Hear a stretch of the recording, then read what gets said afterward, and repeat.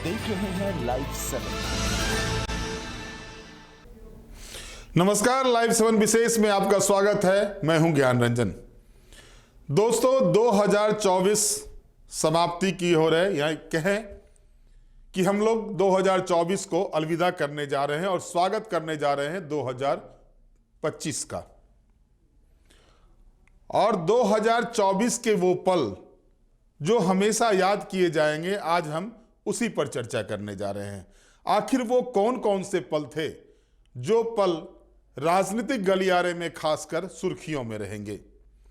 दोस्तों, आपको याद होगा कि 2024 की शुरुआत में झारखंड में राजनीतिक झंझावातों का दौर चल रहा था और इस राजनीतिक झंझावातों के बीच जिस तरह से ईडी की एंट्री थी और ईडी के कारण से जो राजनीतिक झंझावातें आई थी, हेमंत सोरेन को जेल जाना पड़ा था, चंपाई सोरेन को मुख्यमंत्री बनाया गया था, और इसके बाद जो दृश्य बने झारखंड की राजनीति में, अगर आप देखेंगे कि 2024 में जहां शुरुआती दिनों में राजनीतिक उथल पुथल का दौर चल रहा था, वहीं 2024 के आखिरी समय में राज्य की जनता ने एक ऐसी मजबूत सरकार दी है, यानी कह सकते हैं 2/3 बहुमत के साथ आने वाली पहली सरकार दी है।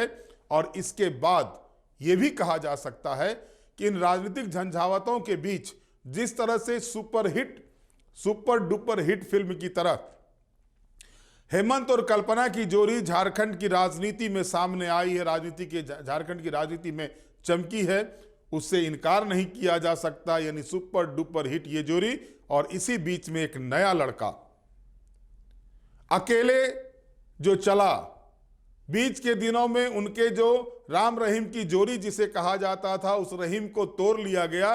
बावजूद इसके उस लड़के ने अपनी एंट्री इस कदर झारखंड की राजनीति में कराई कि आजसू पार्टी तो कह सकते हैं अस्ताचल की ओर चल दिया, अन्य दलों को भी काफी नुकसान हुआ, और वो हैं टाइगर जयराम महतो। यानी कह सकते हैं 24 में टाइगर जयराम झारखंड की राजनीति में फिट हो गए हैं। यानी हेमंत और कल्पना की जोड़ी जहां सुपर हिट हुई है, वहीं टाइगर जयराम झारखंड की राजनीति में फिट हो गए। ये भी हम आपको बताएंगे क्या क्या हुए 2024 में। दोस्तों, याद कीजिए 31 जनवरी का वो दिन, 31 जनवरी के दिन लग रहा था कि पूरा का पूरा मीडिया सीएम आवास के इर्द गिर्द है। हर पल सबकी नजरें रहती थी, आगे क्या, आगे क्या, अब क्या होगा। और हुआ, हेमंत सोरेन की गिरफ्तारी होती है, ईडी उनको गिरफ्तार करता है, उनको इस्तीफा देना पड़ता है, वो जेल चले जाते हैं, और अपने उत्तराधिकारी के रूप में चंपाई सोरेन को वो झारखंड की बागडोर सौंप कर जाते हैं।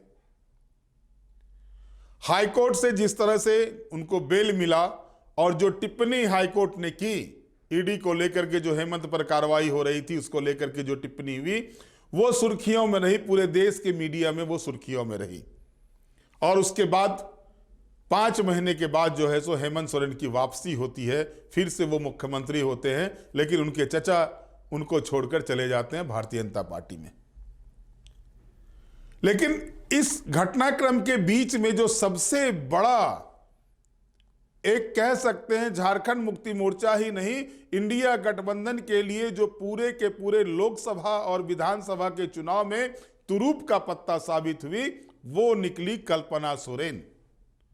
घर की चारदीवारी से, जिसने राजनीतिक परिवार में होते हुए भी घर की चारदीवारी से राजनीतिक कार्यक्रमों में जो कभी जिसने कदम नहीं उठाया था, और जब मौका मिला तो जिस कदर उन्होंने अपनी उपस्थिति दर्ज करवाई जनता के बीच में, जिस तरह से वो एग्रेसिव मोड में लेकर के जनता के बीच में अपने कार्यक्रमों को लेकर के गई, वो कह सकते हैं कि उसने भाजपा को ये सोचने पर मजबूर कर दिया, या विरोधियों को सोचने पर मजबूर कर दिया कि जिस कल्पना की कल्पना करके भारतीय जनता पार्टी या अन्य विरोधी दल चल रही थी, वो कल्पना सोरेन भाजपा और अन्य विरोधी दलों के कल्पना से परे निकल गई। और ऐसा हुआ कि लोकसभा चुनाव के समय तो हेमंत सोरेन जेल में थे। कहा यह जा रहा था कि जब हेमंत सोरेन जेल में हैं, गुरुजी अस्वस्थ हैं, तो बागडोर कौन संभालेगा, कौन होगा स्टार प्रचारक, किसके बूते इंडिया गठबंधन चुनाव लड़ेगी। और परिणाम आप देख लीजिए, हेमंत के जेल में रहने के बावजूद 5 सीटों पर, लोकसभा की 5 सीटों पर इंडिया गठबंधन ने परचम लहराया। यानी ट्राइबल के लिए जो रिजर्व 5 की 5 सीटें हैं, वहां भाजपा की एक नहीं चलने दी कल्पना सोरेन ने, क्योंकि लोकसभा चुनाव ना तो राहुल गांधी यहां पर उस कदर अपना समय दे पाए थे, ना प्रियंका गांधी दे पाई थी समय, यहां पर थी कल्पना सोरेन, और कल्पना सोरेन ने वो कर दिखाया। और उसके बाद भारतीय जनता पार्टी को सोचने पर मजबूर होना पड़ा कि आखिर इसकी काट क्या होगी, लेकिन वो काट नहीं मिला। दोस्तों, आश्चर्यजनक चीज तो यह है कि लोकसभा का चुनाव हो रहा था और कल्पना सोरेन खुद का विधानसभा चुनाव उस समय लड़ रही थी। इसके बावजूद उन्होंने जिस तरह से लोकसभा चुनाव में अपने गठबंधन के कैंडिडेट के लिए समय दिया, वो एक नई नवेली लड़की महिला जब आती है राजनीति में, जिसको राजनीति में कभी खुलकर राजनीति में सक्रिय नहीं हुई थी, और जब वो सक्रिय होती है और इस कदर अपनी परचम को आगे ले जाती हैं, तो इसे कहा जा सकता है कि झारखंड को 2024 में शुरुआती दिनों में जो राजनीतिक झंझावत मिली, उसमें एक अच्छा, तेज तर्रार और पढ़ा लिखा नेता भी मिला। झारखंड मुक्ति मोर्चा, जो लग रहा था भारतीय जनता पार्टी को कि हेमंत सोरेन के जेल जाने के बाद झारखंड मुक्ति मोर्चा जो है सो, उसको हम लोग झारखंड मुक्ति मोर्चा को एक तरह से कहें तो कमजोर कर देंगे पूरी तरह से, सीता सोरेन को ले गए लोकसभा चुनाव के दौरान ही भारतीय जनता पार्टी ने। यानी गुरुजी के घर में जो है सो तोड़फोड़ की गई, बावजूद इसके सीता सोरेन भी अपना सीट नहीं निकाल पाई। गुरुजी की बड़ी पुत्रवधू होने के बाद भी सीता सोरेन दुमका से अपना सीट नहीं निकाल पाई। यह स्थिति बना। और लोकसभा चुनाव में दो चीजों को देखिए आप। लोकसभा चुनाव में उस समय हेमंत सोरेन नहीं थे, गुरुजी नहीं थे, कल्पना ने बागडोर संभाली, कल्पना ने अपना काम कर दिखाया। 5 सीटें, जो 2 सीटें थी 2019 के चुनाव में, लोकसभा चुनाव में इंडिया गठबंधन को, उस समय की यूपीए को, वो बढ़ के 5 सीटें हो गई। ट्राइबल सीटों पर भाजपा को घुसने नहीं दिया। मात्र 5 ट्राइबल सीटें भारतीय जनता पार्टी जीत पाई थी लोकसभा चुनाव में। और उस समय आप जान के आश्चर्य होंगे कि चंपाई सोरेन की जो सीट है, वो सीट चंपाई सोरेन लोकसभा चुनाव के समय हार गए थे। और उधर दूसरी तरफ पहली मर्तबा जो है सो चुनावी राजनीति में कदम रखने वाला जयराम महतो 2 विधानसभा सीटों पर बढ़त बनाई थी, डुमरी और गोमिया में लोकसभा चुनाव के दौरान 8.5 लाख से ज्यादा वोट आए थे। उसके कई कैंडिडेट ने, जेएलकेएम के कई कैंडिडेट ने बड़े बड़े नेताओं के चूल हिला के रख दिए थे लोकसभा चुनाव के समय ही, चाहे वो देवेंद्र नाथ महतो हो जो रांची संसदीय सीट से चुनाव लड़े थे, सिल्ली में 50,000 से ज्यादा वोट लाए, ईचागढ़ में वोट लाए, रामगढ़ में जेएलकेएम को वोट आया था, मांडू में जेएलकेएम को वोट आया था, गोमिया और डुमरी की तो बात मैंने कर दी। 8.5 लाख वोट के साथ पहली मर्तबा एंट्री करते हैं जयराम महतो सक्रिय राजनीति में। और इसके बाद कहा जाने लगा कि अब जयराम वोट कटवा साबित होगा, जयराम किसका वोट काटेगा। और इधर आजसू और भाजपा की गठबंधन हो रही थी विधानसभा चुनाव को लेकर के। आजसू रस्सी जल गई बल नहीं गया वाली जो कहावत है, उस स्थिति में था।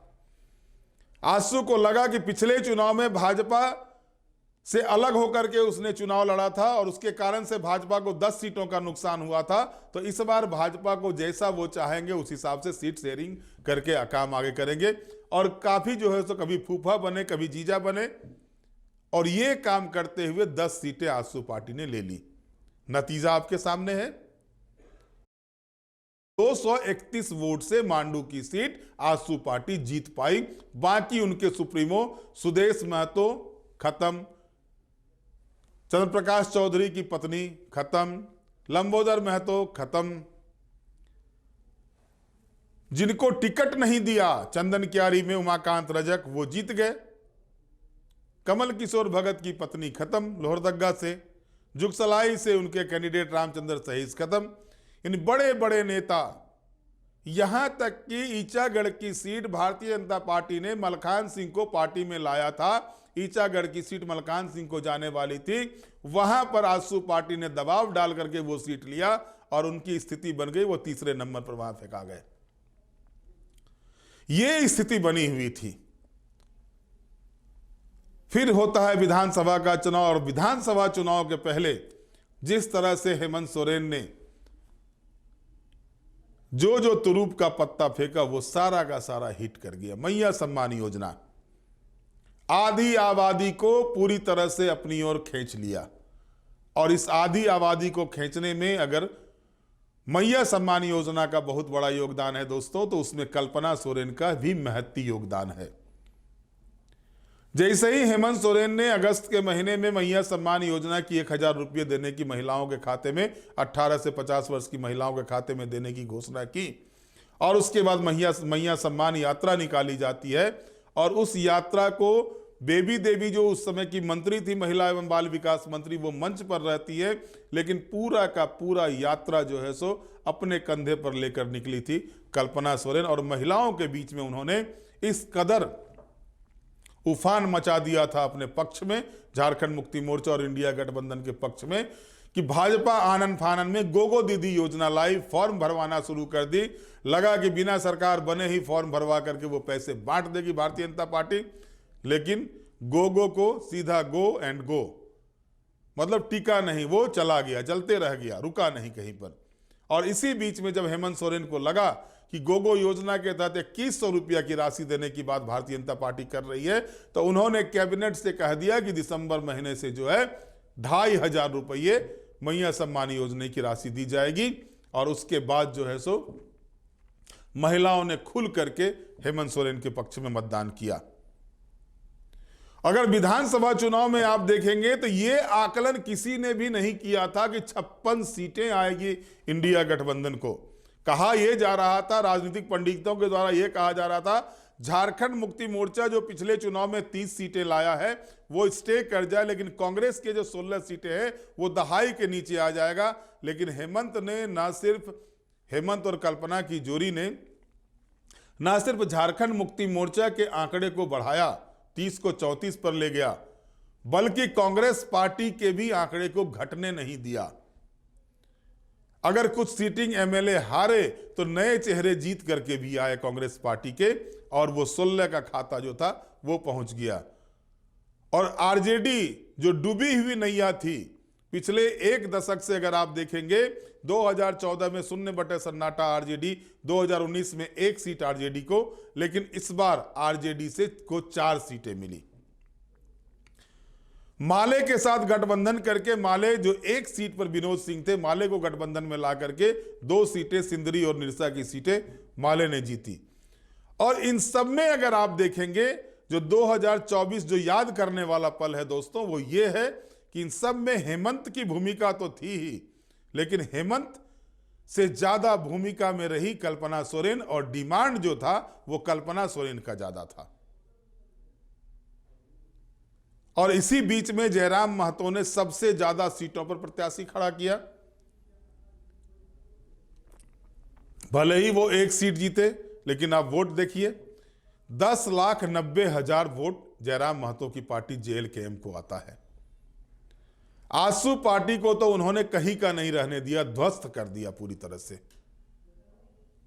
यानी महतो बहुल एरिया में जयराम महतो की पार्टी ने अपना परफॉर्मेंस इस कदर दिया कि हर राजनीतिक दल को सोचने पर मजबूर कर दिया कि झारखंड की राजनीति में इस युवा का प्रवेश आगे क्या करेगा।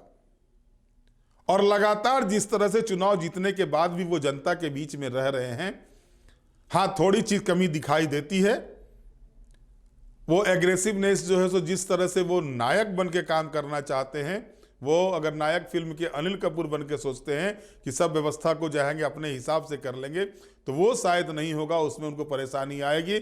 जनता के बीच वो रॉबिन हुड बन सकते हैं, लेकिन तरीके जो होते हैं तरीके पर आना पड़ेगा, उन तरीकों को पकड़ना होगा। और अगर राजनीति में अपने आप को स्टेबल करना है आगे, अपने पार्टी को स्टेबल करना है आगे, तो थोड़ा राजनीति में जो चीजें होती है, जो गंभीरता होती है, उस गंभीरता को इनको लाना होगा। लेकिन 10,90,000 वोट ला करके चौथे स्थान पर आना, यानी आजसू पार्टी जो स्टेबल पार्टी थी झारखंड में, उससे कहीं ज्यादा वोट लाना, आरजेडी से ज्यादा वोट लाना, जदयू से ज्यादा वोट लाना, ये मायने रखता है। दूसरी तरफ भारतीय जनता पार्टी की स्थिति आप देख लीजिए। भारतीय जनता पार्टी को जो करारी हार मिली है विधानसभा चुनाव में, 25 से घटकर 21 सीटों पर आ गई भारतीय जनता पार्टी। पिछले चुनाव में कहा जा रहा था कि रघुवर दास की एंटी इनकम्बेंसी के कारण भारतीय जनता पार्टी का यह हश्र हुआ है, लेकिन इस बार कौन सा एंटी इनकम्बेंसी था? इस बार जिम्मेदारी कौन लेंगे हार के? अब तक किसी भी नेता ने जिम्मेदारी नहीं लिया।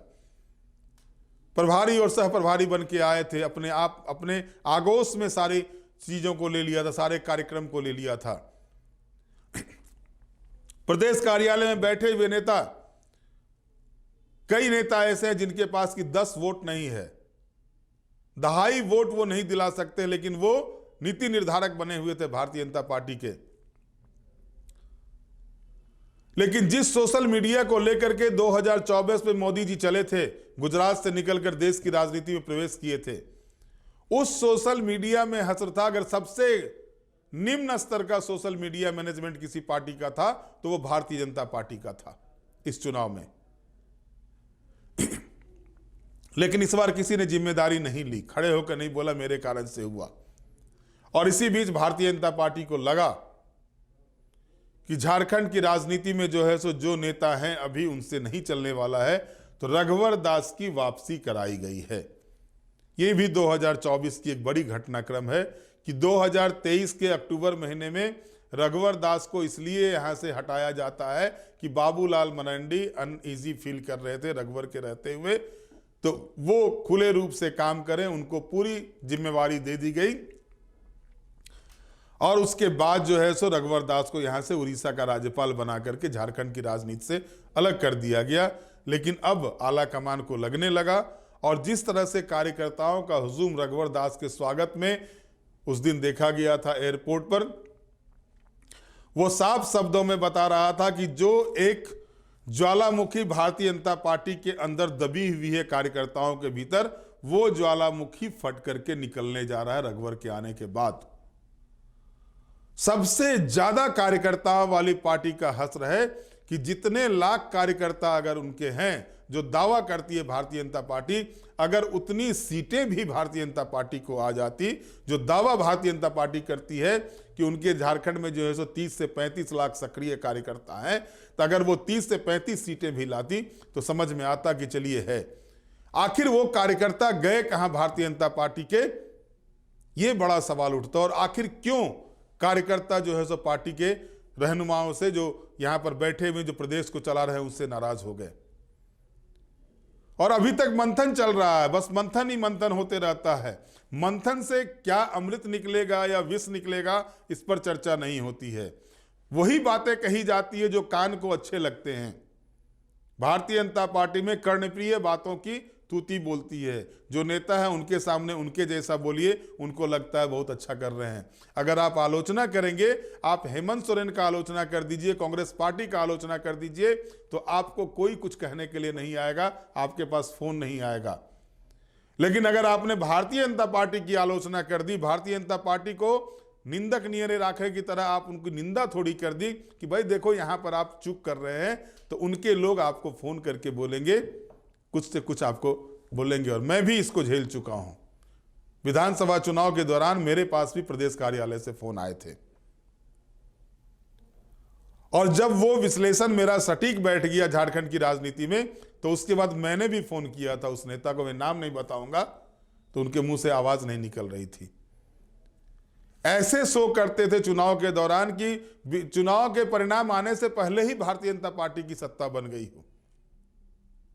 और यही वजह है, ये सिर्फ मीडिया घरानों से, मीडिया के लोगों से नहीं, अपने कार्यकर्ताओं से भी प्रदेश में बैठे हुए उच्च पद के नेता उसी तरह से बात करते हैं कि उनके घर का नौकर, नौकर से भी उस तरह से बात नहीं करते हैं। कई इस तरह के वाकये आए लोकसभा चुनाव और विधानसभा चुनाव के दौरान। अपने ही पार्टी के नेता को सामंतवादी प्रवृत्ति कहने से बाज नहीं आए प्रदेश में बैठे हुए नेता। ये भारतीय जनता पार्टी की स्थिति हो गई है और उसका परिणाम भारतीय जनता पार्टी को मिला विधानसभा चुनाव में। आंकड़े की गणित आपके कार्यालय तक चलेंगी, आंकड़े की गणित जनता तक नहीं चलती। 51 सीटों पर मैंने बढ़त की है लोकसभा चुनाव में, तो ऐसे ही बहुमत की सरकार मेरी बनने जा रही है। कभी भी हेमंत सोरेन ने नहीं कहा इस चीज को, और हेमंत सोरेन ने कर दिखाया 56 सीटें ला करके। गुरुजी के हटने के बाद से हेमंत सोरेन ने जिस कदर आगे बढ़ाया झारखंड मुक्ति मोर्चा को और नेतृत्व करके इंडिया गठबंधन को, वो सबक लेने की चीज है भारतीय जनता पार्टी के लिए।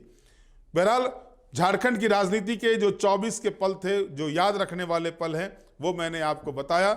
इसके बाद 2025 आने जा रहा है, यानी बुधवार का सूर्योदय जो है सो 2025 में प्रवेश करेगा। सभी सूचित दर्शकों को लाइव 7 की ओर से 2025 नववर्ष की हार्दिक हार्दिक हार्दिक शुभकामनाएं। आप सबों का भविष्य उज्जवल हो, आप सबों का जो नया साल है वो कह सकते हैं एक तरह से जो खुशियां लेकर के आए, जो झारखंड प्रदेश के लोगों के बीच में खुशियां लेकर के आए। जो पूर्ण बहुमत की सरकार बनी है, वो सरकार झारखंड हित में, झारखंड की जनता के हित में काम करे। इन्हीं शुभकामनाओं के साथ बहुत बहुत धन्यवाद। आप हमारे साथ जुड़े रहें, हमें लाइक करें, सब्सक्राइब करें। बहुत बहुत धन्यवाद। नमस्कार।